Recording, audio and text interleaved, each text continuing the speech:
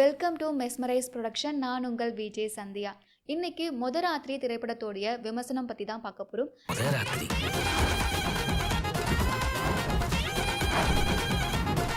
இந்த படத்தோடைய இயக்குனர் ராஜா கருப்பசாமி. ராஜா கருப்பசாமியோடைய இது முதல் படம். ஆனால் பார்க்கறதுக்கு இது முதல் படம் மாதிரியே தெரியலங்க. அவ்வளோ அழகாக எடுத்து வச்சிருக்காரு.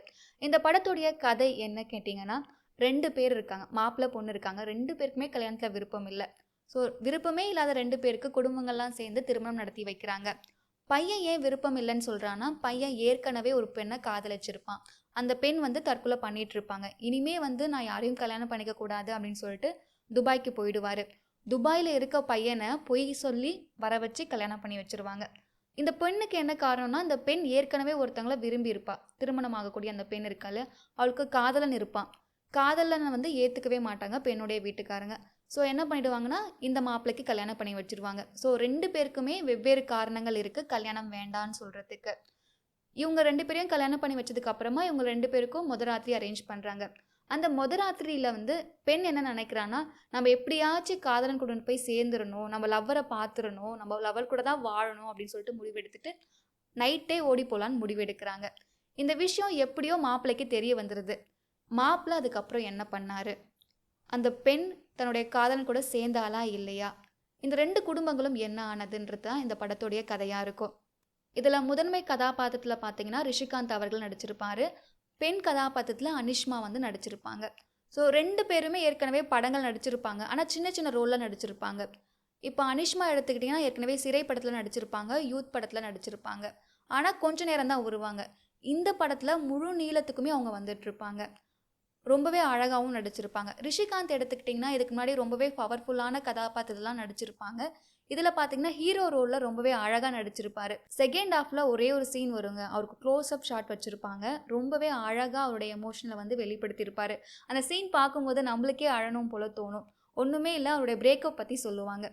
அப்போ ரிஷிகாந்த் அவர்கள் சொல்லுவார், நான் 6 வருஷம் ஆயிடுச்சு அவர் இறந்து, இன்னுமே என்னால் மறக்க முடியல, வெளிவர முடியல. நான் இந்த கல்யாணத்துக்கு வேண்டா வெறுப்பாக தான் சம்மதிச்சேன் அப்படின்னு சொல்லுவாங்க. ஏன்னா அவங்க 2 பேருக்கும் வேறு வேறு ஜாதியாக இருப்பாங்க, அதனால் ஒத்துக்க மாட்டாங்க.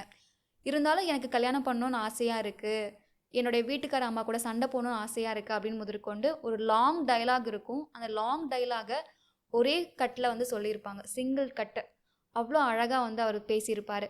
அதுக்கப்புறம் பார்த்தீங்கன்னா வீட்டில் இருக்கக்கூடிய சின்ன சின்ன விஷயங்கள் ஆகட்டும், இந்த கல்யாண வீட்டில் எப்படி இருக்கும், கலகலன்னு இருக்கும் இல்லையா, அத்தை மாமா சித்தி சித்தப்பா அப்படின்னு சொல்லிட்டு சொந்தக்காரங்கள் எல்லாமே செய்யக்கூடிய சின்ன சின்ன விஷயங்கள் ரொம்பவே அழகாக காமிச்சிருப்பாங்க.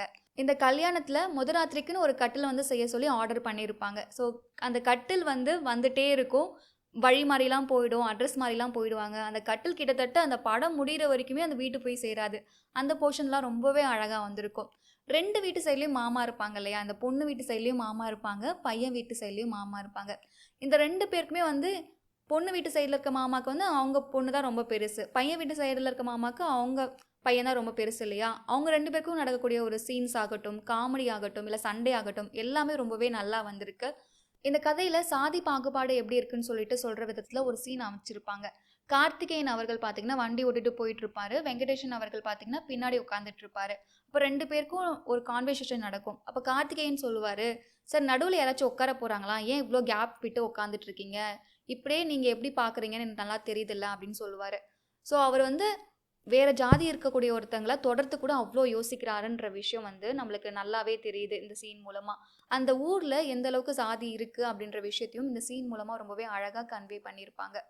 முத்துவோடைய காதலனா பார்த்தீங்கன்னா ராஜா கருப்பசாமி அவர்கள் டேரக்டரே தான் ஒரு ரோலை எடுத்து பண்ணியிருப்பார். ரொம்பவே அழகாக பண்ணியிருப்பார். இந்த கதாபாத்திரம் எப்படி இருக்கும்னா, பொறுப்பே இல்லாத பையன் எப்படி இருக்குமா, எல்லாம் ஊதாரித்தனமாக இருப்பான் இல்லையா, அந்த மாதிரி பையன் கதாபாத்திரம் எடுத்து பண்ணியிருப்பார். அந்த பையனுடைய மனசாட்சின்னு சொல்லிட்டு ஃப்ரெண்ட்ஸ்லாம் 2 கதாபாத்திரம் காமிச்சிருப்பாங்க.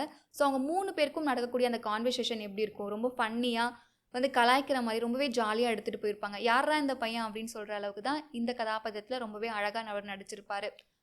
அதுக்கப்புறம் இந்த படத்தில் சேந்தன் அவர்கள் ரொம்பவே அழகாக நடிச்சிருப்பார். ஒரு பூசாரி கதாபாத்திரத்தில் நடிச்சிருப்பார். படம் எடுத்த உடனே அவருடைய போர்ஷன் தான் ஃபஸ்ட்டு வரும். ரொம்பவே அழகாக ஒரு ஒரிஜினல் பூசாரி எப்படி இருப்பாரோ அந்த மாதிரி ரொம்பவே அழகாக தத்ரூபமாக நடிச்சிருப்பார். திட்டுறதாகட்டும், அந்த விபூதி எடுத்து கொடுக்கறதாகட்டும், எல்லாமே ரொம்பவே அழகாக பண்ணியிருப்பாங்க. அதுக்கப்புறம் ஒரு சில சீன்ஸில் ரொம்பவே அழகாக எக்ஸ்பிளைன் பண்ணியிருப்பார். கடைசியாக சாமி வர்ற மாதிரி நடிச்சிருப்பார். சாமி குறி சொல்ற மாரி நடிச்சிருப்பாரு. அப்போ வந்து 2 பேரும் எப்படியோ சேர்த்து விடுங்க அப்படின்னு சொல்லுவாரு. அப்படி இருந்துமே பொண்ணு வீட்லயும், பையன் வீட்லயும் வேணான்னு சொல்லி நிப்பாங்க. அந்த போர்ஷன் ஆகட்டும் ரொம்பவே அழகா பண்ணியிருப்பாரு. சேந்தன் அவர்கள் எந்த கதாபாத்திரம் எடுத்துக்கிட்டாலுமே வந்து ரொம்பவே அழகா பண்ணி தரக்கூடிய ஆள் தான். இதுக்கு முன்னாடி பார்த்தீங்கன்னா வந்து ஜமா படத்துலயும் ரொம்பவே அழகா நடிச்சிருப்பாரு. அதுக்கப்புறம் விடுதலை படத்துலயும் வந்து ஒரு நெகட்டிவ் கதாபாத்திரம் தான் வந்து ஒரு ஸ்ட்ரிக்ட்டான ஒரு போலீஸ் இன்ஸ்பெக்டரா ரொம்பவே அழகா வந்து அவர் நடிச்சிருப்பாரு. ஸோ இப்படி கொடுக்குற கதாபாத்திரம் எல்லாமே வந்து சிறப்பா நடிச்சு குடுப்பாரு சேந்தன் அவர்கள்.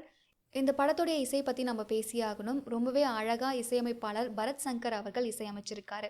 ஒரு சில இடங்கள்ல வந்து பாடல்கள் வரும். ரொம்பவே அழகா அமைச்சிருக்காரு. கதையுடைய ஓட்டத்துக்கு ஏத்த மாரி பாடல்கள் அமைஞ்சிருக்கு. ஒளிப்பதிவாளர் பார்த்தீங்கன்னா சுரேந்திரன் அவர்கள். இருட்டுல நடக்கக்கூடிய சீன்ஸ் ஏன்னா மொத ராத்திரின்னு எடுத்துக்கிட்டா ஒரு முழு நீல இரவு எடுத்துக்கலாம் இல்லையா? ஒரு நீண்ட இரவுன்னு கூட எடுத்துக்கலாம். அந்த இரவுல நடக்கக்கூடிய சீன்ஸ் எல்லாமே ரொம்பவே அழகா எடுத்திருப்பாங்க. ஏன்னா, நம்ம நைட் டைம்ல எடுக்கிறதுக்கும், டே டைம்ல எடுக்கிறதுக்கும் நம்மளுக்கு நெறைய வித்தியாசம் இருக்கு. அந்த நைட் டைம்ல கூட என்னென்ன மாரி லைட் செட்டிங் பண்ணணுமோ, அதுக்கேத்த மாரி ரொம்பவே நம்மளுக்கு போர் அடிக்காத மாரி ரொம்பவே அழகா எடுத்து குடுத்துருக்காங்க. இந்த கதையில பார்த்தீங்கன்னா, நெறைய விஷயங்கள ரொம்பவே அழுத்தமா சொல்லியிருப்பாங்க. திருமணத்துக்கு அப்புறமா பெண்கள் வந்து தனக்கு ஆசைப்பட்ட விஷயத்த கூட செய்ய முடியாம போகுறது, அதெல்லாம் வந்து ரொம்பவே அழகா காமிச்சிருப்பாங்க. ஒரு கிச்சன்ல 3 பெண்கள் நின்னுட்டு பேசுற ஒரு சீன் ரொம்பவே அழகா இருக்கும். நான் கல்யாணம் பண்ணிக்கிறதுக்கு முன்னாடி வரைக்குமே வந்து லாங் ஜம்ப் விளையாட்டுல வந்து நான் அச்சீவ் பண்ணிட்டே தான் இருந்தேன். கல்யாணம் ஆனது, அதுக்கப்புறம் நான் அந்த விளையாட்டையே விட்டுட்டேன் அப்படின்னு சொல்லிட்டு ஒருத்தங்க சொல்ற மாரி இருக்கும். அது எந்த அளவுக்கு எதார்த்தமான உண்மை. நெறைய பேர் ஸ்போர்ட்ஸ்ல இருக்கலாம், நல்ல வேலையில கூட இருக்கலாம். ஆனா, திருமணம் முடிஞ்சதுக்கு அப்புறமா நெறைய பெண்கள் வந்து தனக்கு பிடிச்ச வேலை கூடயும் செய்ய முடியாம போகுது. அந்த விஷயத்த ரொம்பவே அழகா காமிச்சிருப்பாங்க. அதுக்கப்புறம் காதல். காதல் யார் மீது வேணாலும் வரலாம். ஆனா, காதலுக்கு சாதி எந்த அளவுக்கு வந்து கொடுமை பண்ணுதுன்ற விஷயத்த ரொம்பவே காமிச்சிருப்பாங்க. ஸோ காதலிக்குனா கூட அதே ஜாதியில தான் காதலிக்கணுமா? வேற ஜாதியில காதலிச்சா, அந்த காதல் திருமணத்த வந்து பெற்றோர்கள் எந்த அளவுக்கு எதிர்க்கிறாங்கன்ற விஷயத்த இந்த படத்துல காமிச்சிருப்பாங்க.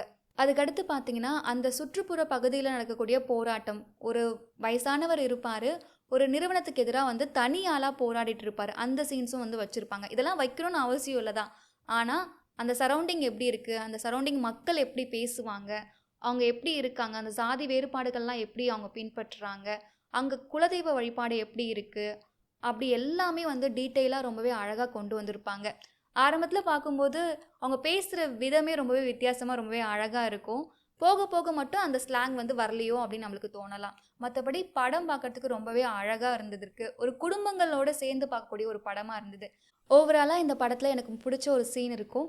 அந்த சீன்ல பார்த்தீங்கன்னா, ரிஷிகாந்த் அவர்கள் முத்து கிட்ட வந்து ஒரு விஷயம் சொல்லுவாங்க. "என்ன நடந்தாலும் சரி, நான் பார்த்துக்கிறேன், நான் இருக்கேன்" அப்படின்னு சொல்லிட்டு அந்த பொண்ணுக்கு தைரியம் குடுப்பாரு. எல்லா பெண்களும் எதிர்பார்ப்பது இந்த ஒரு விஷயமா தான் இருக்கும். "நான் இருக்கேன், நான் பார்த்துக்கிறேன், தைரியமா இரு" அப்படின்ற ஒரு வார்த்தை. எல்லா பெண்களுமே காதலன் கிட்ட இருந்தும் சரி, கணவன் கிட்ட இருந்தும் சரி, இந்த வார்த்தைய தான் எதிர்பார்க்குறாங்கன்ற விஷயத்த இந்த படத்துல ரொம்பவே அழகா காமிச்சிருப்பாங்க. உங்களுக்கும் நேரம் கிடைக்கும்போது இந்த மாதிரி நல்ல படங்கள போய் பாருங்க. மீண்டும் அடுத்த காணொளியில் சந்திக்கிறேன். நன்றி, வணக்கம்.